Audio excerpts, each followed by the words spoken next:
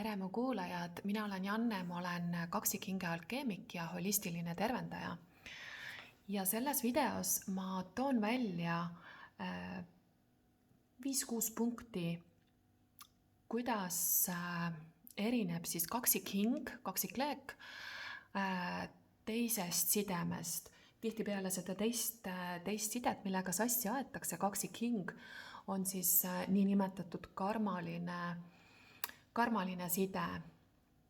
Aga kui nüüd päris õigesti ennast väljendada, siis meil ongi ainult üks kaksikhing ja on absoluutselt kõik teised hinged, kuidas iganes sa neid defineerid, karmapartnerid, hingesugulased, elupartnerid.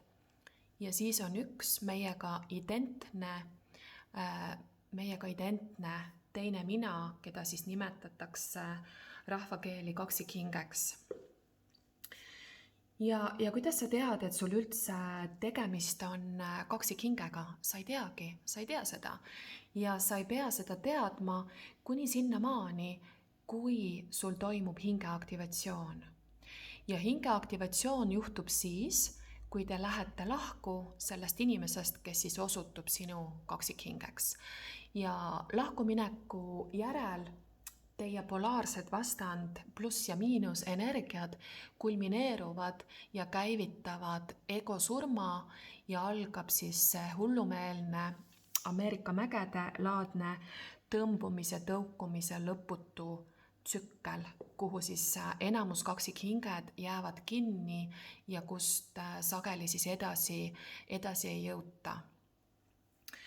Aga kuidas käitub kaksikhing, mis tunnet ta tekitab versus siis kõik teised sidemed või nimetame siis karmaline partner, karmaline suhe? Kõigepealt kaksikhing on siis jumalik armastus. Kaksikhing on jumalik side ehk spirituaalne side. Jumalik versus teised on inimlikud sidemed, inimlikud suhted. Sellel kanalil, kui ma kaarte laon, siis minu fookus ongi just nimelt nendel jumalikel sidemetel ehk siis ülestõusu protsessis olevate hingede vahelised sidemed, isegi kui ta ei ole kaksikhing, kui ta on mingi muu side, aga inimeste vahel on siis nende kõrgem süda on aktiveeritud ja on kaassõltuvuste vaba armastusside. Kaksikhing on alati ebakonventsionaalne. Ta ei mahutu meie kultuuriruumi sellistesse suhtemudelitesse.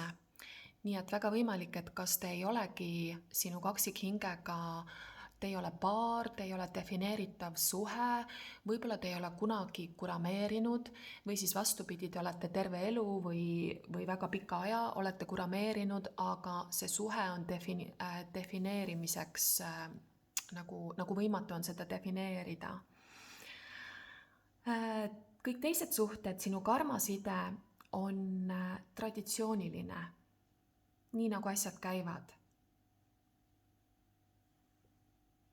Ta vastab sinu arusaamisele, mõistuse arusaamisele, milline üks partner peab olema, milline minu mees, milline minu naine võiks olla, mis omadused tal võiksid olla, et ta sobituks minu ellu ja sobituks minu vajadustega.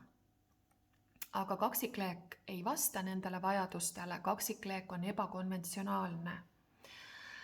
Nii et esmane erinevus ongi siis see, et kaksikhing on põletavalt aus, siiras, puhas, kõrgevibratsiooniline, jumalik side. See avab sinu jumaliku armastuse. Karmaline partner on siis kohene, ta baseerub kohesel rahuldusel. See on inimlike vajaduste rahuldamiseks, mis võibki öelda, et see ongi väga-väga inimlik. Aga kaksikhing tuleb meid äratama meie jumalikkusele, meie kõrgemale minale, meie hingereaalsusele ja sellepärast meil kaksikhingede liitu jõudmine ongi niivõrd keeruline, sest et me peame saama meie kõrgemaks minaks, me peame spiraali pidi tõusma ja ühilduma oma kõrgema minaga, saama siis uuesti jumalikuks. Aga see küsib siis väga paljude kihtide mahakoorimist ehk siis järjepidevaid egokihtide lahustumisi.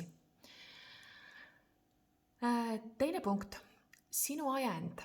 Mis oli, kui sa pead olema ääretult aus enda suhtes, mis oli sinu ajend, enne kui sa kohtusid selle inimesega? Kui sa oled päris aus, siis sa märkad, et sinu ajend oli jällegi tulenes sinu inimlikust tavateadvusest, nii et ennast teenindav ajend, näiteks sa soovisid endale head abikaasat, sa soovisid turvalist partnerit, sa soovisid head ülalpidajat, sa soovisid inimest, kes sobituks siis sinu hetkevajaduste ja suhte ja armastuse kuvandisse. Ja see viib sind alati manifesteerima oma ellu karmalise õppetüki. Kaksikhingega kohtumine toimub väga tihti täiesti ootamatult, kui sa mitte midagi ei olegi soovinud, vaid sa oled lihtsalt oma kõige kõrgemas vibratsioonis või vastupidi, see tabab sind nii ootamatult siis, kui sa oled oma kõige mustemas augus. Et need on need mustrid, mida ma olen märganud. Kõrges vibratsioonis oled sa joondumuses oma kõrgema minaga, sa ei vaja mitte midagi väljapoolt iseennast ja just siis sinu hing põrkub sinu reaalsuses sinuga. Olles joondunud hingega, oled sa joondunud kaksikhingega. Ja see seisund on vaba kõiksugu tahtmistest, soovidest, ihadest, puudusest. Või siis mul on ka osad lood, inimene annab vaikides või oma vaikses palves annab sellise taotluse, et ta soovib suurt tõelist armastust. Ja see on nii imeline siis näha, kuidas selle peale maagiliselt, müstiliselt toimub tal kaksikhinge aktivatsioon. Nii et kaksikhing on siis kõrgem Jumala armastus. 3. punkt. Kaksikhingede vahel on siis tingimusetus. Sa hakkad kogema aastast aastasse, olles sellel teekonnal, kuidas see, mis teie vahel on, see on tingimusetu. Ja sa märkad, et sa andestad talle kõik ja tema andestab sulle kõik. Ja sa märkad seda, kuidas kõik need kriisid, kõik need lahusolekud, kõik need takistused, mis kõik teised suhted viiks laiali, siis kaksikhingede suhe tuleb aina tugevamalt, aina sügavamalt uuesti kokku järgmises arenguspiraalis ja ainult teievaheline armastus süveneb. Väga sageli selle sideme vundament on austus, imetlus ja sõprus. Teistes suhetes paraku on see sageli vastupidi. Alustatakse väga kõrges armumise seisundis, kus armumine on tegelikult lihtsalt hormoonide selline kõrgendatud seisund ja ajapikku see kõik hakkab hoopis alla käima ja vähenema.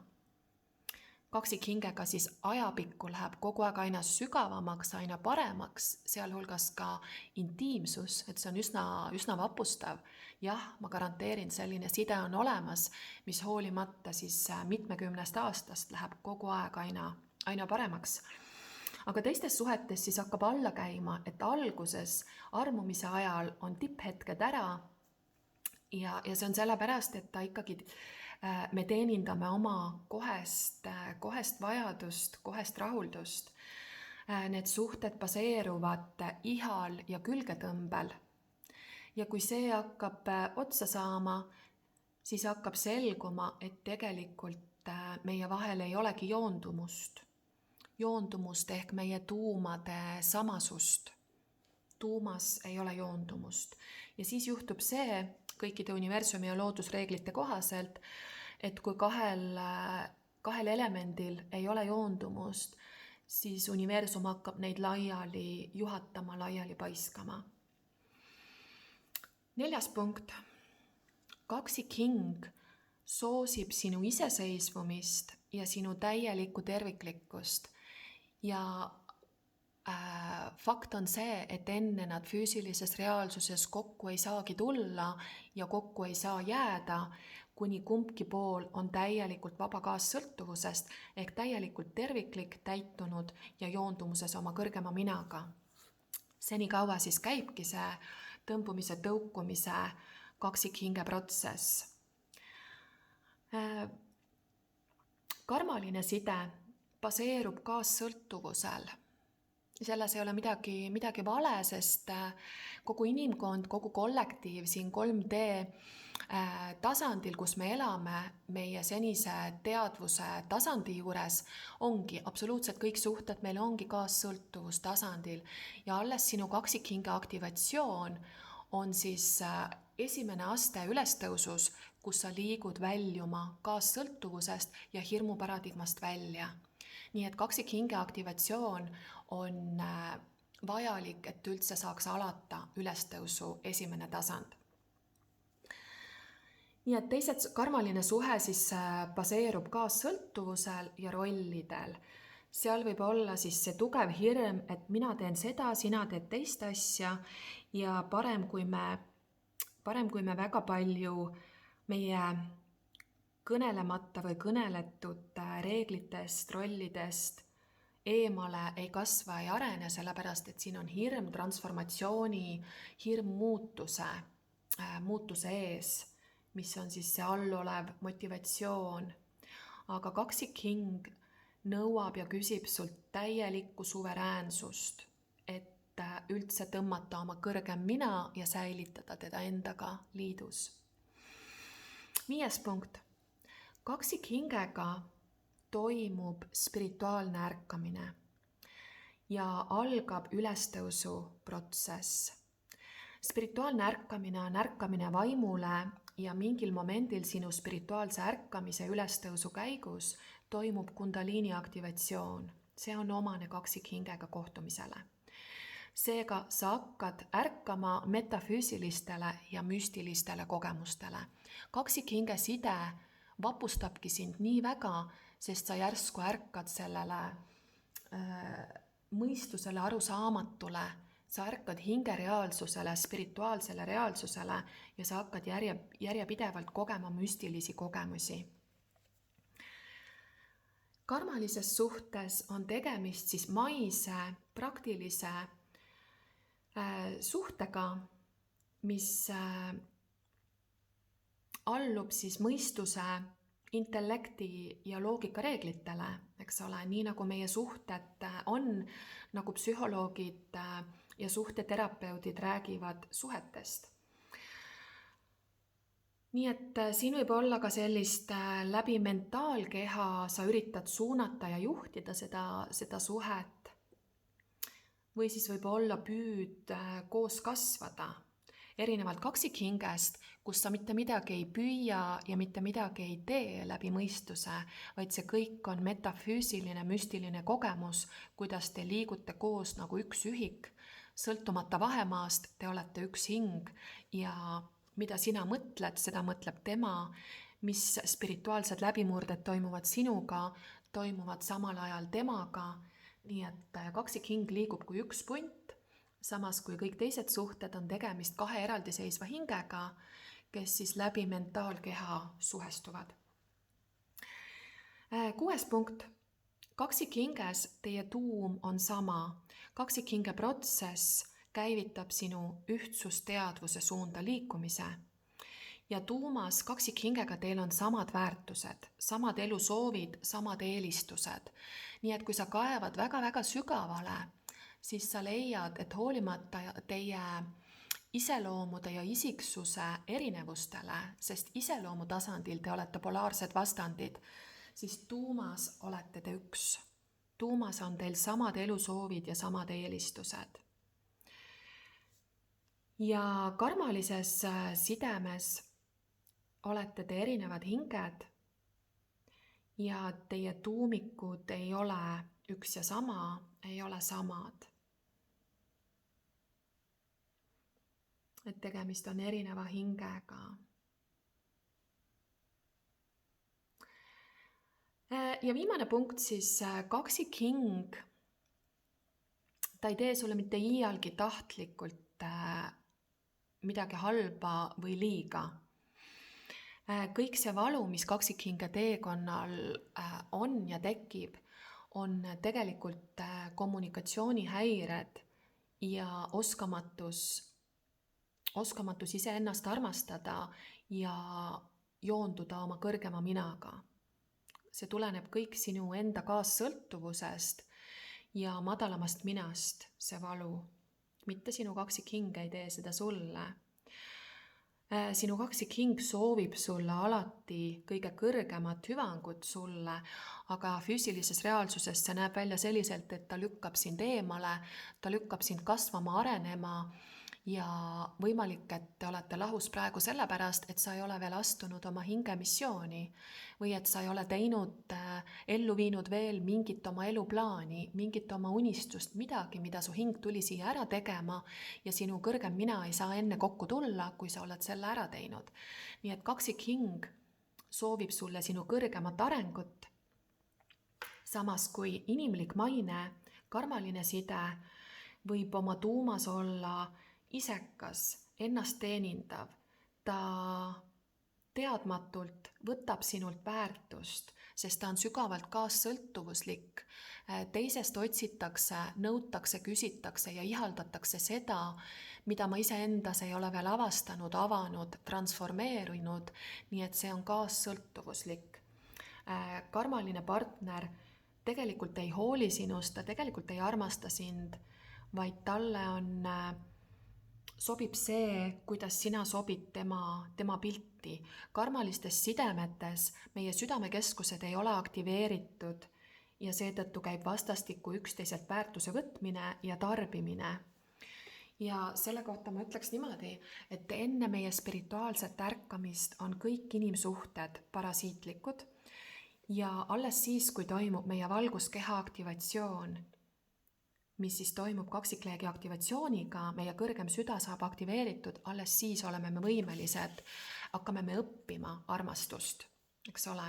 Kaksikleegide liik on alles tingimusetu armastuse kehastamine ja toomine siia meie kehasse.